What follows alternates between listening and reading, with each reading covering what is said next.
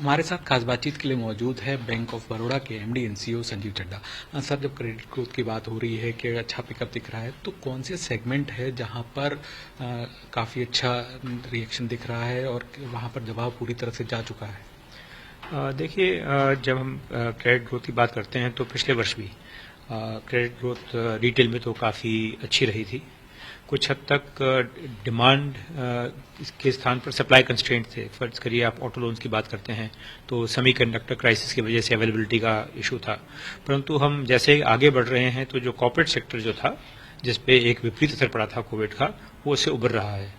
और corporate sector के अंदर भी पिछले वर्ष कुछ ऐसे एरियाज थे जहां ग्रोथ बेहतर थी, जैसा कि रोड सेक्टर के अंदर ग्रोथ अच्छी थी, नॉन कन्वेंशनल एनर्जी में अच्छी थी, स्टील सीमेंट में कुछ हमें इन्वेस्टमेंट देखने को हमें मिली।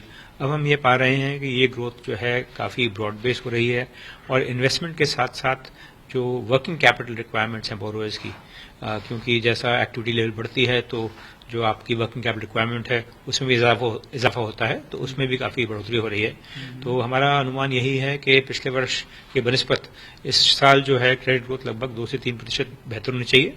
पिछले वर्ष करीब 8-9% का अनुमान था, इस वर्ष हमारा अनुमान 10 से 12% के बीच में है।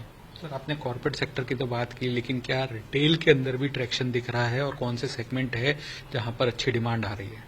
देखिए, मेरे हिसाब से तो ट्रैक्शन जो है पिछले वर्ष भी था, इस साल और बेहतर है।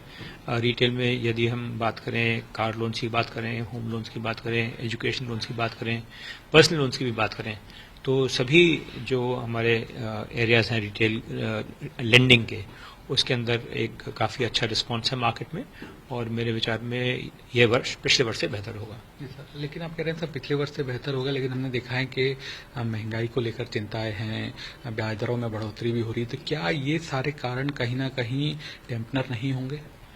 देखिए, कुछ हद तक तो हम ये मान सकते हैं कि ब्याज दरों में एक जो है सामान्यकरण हो रहा है। कोविड के चलते हुए दुनिया के सभी देशों में ब्याज दर बहुत कम किए गए।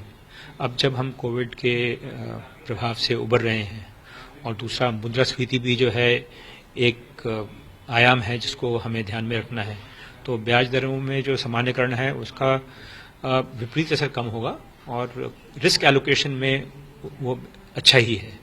और तीसरा जो है, अगर हम रियल इंटरेस्ट रेट्स की बात करते हैं तो जो रियल इंटरेस्ट रेट्स हैं वो आज भी जो है वो नेगेटिव है, अर्थात जो ब्याज दर है वो जो मुद्रास्फीति की दर से कम है। तो इसी कारण से मेरे विचार में ब्याज जो है इस स्तर पर नहीं है, ना ही मुझे लगता है कि इस स्तर तक पहुंचेंगे कि जहां ग्रोथ जो है वो एडवर्सली इम्पैक्ट हो।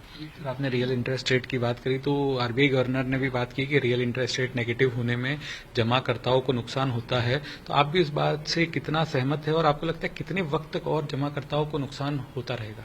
देखिए, हर प्रक्रिया जो है उसको समय लगता है। जैसा मैंने निवेदन किया था, कोविड के चलते बहुत आवश्यक था कि हम अपनी अर्थव्यवस्था की सुरक्षा करें और ब्याज दर कम करें, और अब जो है आहिस्ता आहिस्ता जो है ब्याज दर सामान्य हो रहे हैं और सामान्य ब्याज दर हम तभी मानेंगे जब रियल इंटरेस्ट रेट्स जो है पॉजिटिव हो जाएंगे।